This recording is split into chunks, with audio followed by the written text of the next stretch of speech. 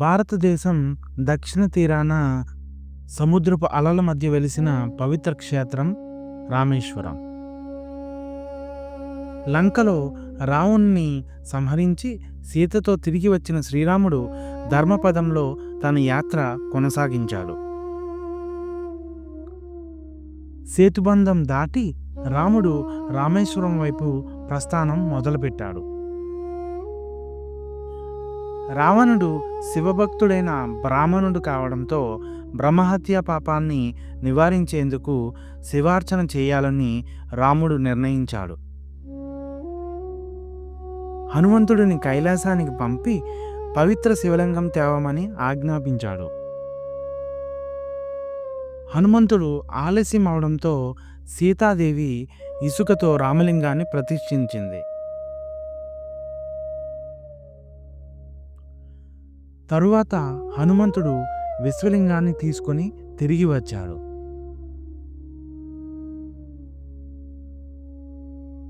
ముందుగా విశ్వలింగాన్ని, ఆ తరువాత రామలింగాన్ని పూజించాలని రాముడు ఆజ్ఞాపించాడు. రాముడు, సీత, లక్ష్మణులు కలిసి పవిత్ర లింగాలకు అభిషేకం చేశారు. ప్రారంభంలో చిన్నగా ఉన్న ఈ స్థలం భక్తుల పూజలతో మహాక్షేత్రంగా మారింది. 12వ శతాబ్దంలో పాండ్య రాజులు ఆలయాన్ని విస్తరించి మహాగోపురాలను నిర్మించారు. మదురై నాయకులు నిర్మించిన 1200 మీటర్ల పొడవైన ప్రాకారాలు ఈ ఆలయానికి మహిమను చేర్చాయి. ఆలయంలోని 22 తీర్థాలు పవిత్ర జలాలతో పాపాలను కడిగి ఆత్మను శుద్ధి చేస్తాయని నమ్మకం.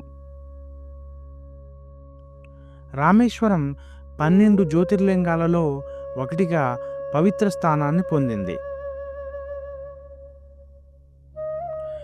చార్ధామ్ యాత్రలో రామేశ్వరం ఒక ప్రధాన పుణ్యక్షేత్రం.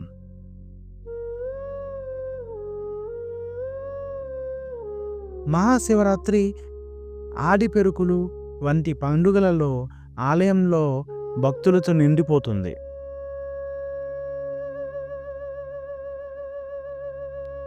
సాయంత్రపు హారతిలో రామేశ్వరం భక్తి తరంగాలతో నిండిపోతుంది. రామేశ్వరం యుగయుగాల పాటు భక్తి, పశ్చాత్తాపం, శివారాధనకు ప్రతీక.